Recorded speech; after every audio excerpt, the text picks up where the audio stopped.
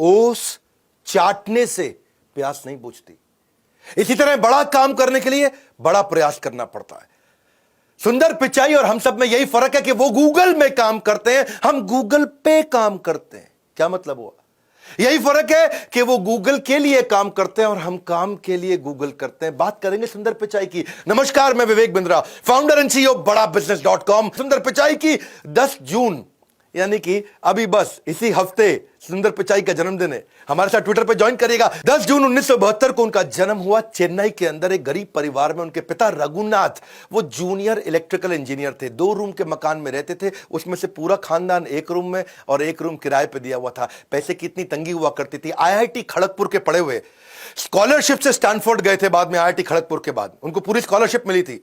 पढ़ाई का खर्चा, वहां पे रहने का खर्चा, उधर जो भी खाने पीने का खर्चा, वो सब स्टैनफोर्ड ने उठाना था। लेकिन आपको आने जाने का टिकट का खर्चा खुद करना था। साथ में परिवार का आदमी ज्यादातर सुंदर पिचाई चाहते थे कि उनकी मां साथ में जाए, पर पिता की सैलरी थी 2000 रुपए महीना। पूरे साल की सैलरी जाके उन्होंने कंपनी में खूब रिक्वेस्ट करके एडवांस ली, तब जाके केवल एक सुंदर पिचाई की टिकट आई। मां नहीं साथ में जा पाई। एक बैकपैक लेके आना था, बड़े सूटकेस कुछ नहीं ला सकते थे, एक बैकपैक लेके आना था। अब जो बैकपैक की रिक्वायरमेंट स्टैनफोर्ड ने दी, वो ही 2000 रुपए का बैकपैक मिला। पिता की 1 महीने की तनख्वाह फिर बैकपैक में चली गई।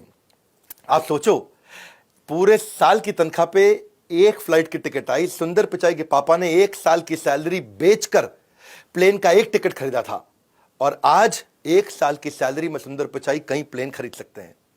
आज सुंदर पिचाई कहां से कहां पहुंच चुके हैं। सुंदर पिचाई लग्जरी मकान में पैलो ऑल्टो में रहते हैं। पैलो ऑल्टो कहां है? सिलिकॉन वैली के अंदर। सिलिकॉन वैली कहां है? कैलिफोर्निया में।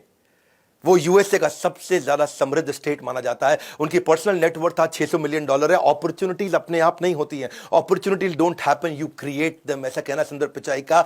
उनको ना शुरू से ही मशीन और टेक्नोलॉजी से बहुत लगाव था। 3 चीजों ने उनकी जिंदगी बदली: टेलीफोन, फ्रिज और स्कूटर। टेलीफोन उनके यहां लगने के लिए 5 साल उनको वेट करना पड़ा। पिता उनके बाहर जाया करते थे बहुत दूर, वहां जाके ट्रंक कॉल करते थे। आधा घंटा जाते थे, आधा घंटा ट्रंक कॉल का वेट करते थे, फिर आधा घंटा वापस आते। 1.5 घंटा लग जाता था। घर में फोन लगा, बड़े हैरान हो गए। उनको एक बात समझ में आई यार, कि फ्रिज जब आया तो मां का टाइम बहुत बच गया।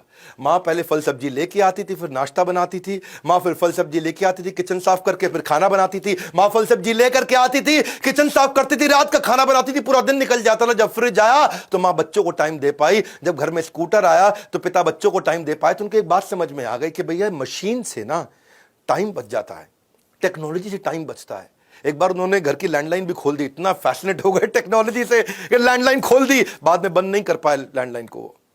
पिता से बहुत कुटाई भी हुई उनकी, लेकिन पिता को उस दिन समझ में आ गया ये बच्चा अनयूजुअल है, कुछ अच्छा करेगा।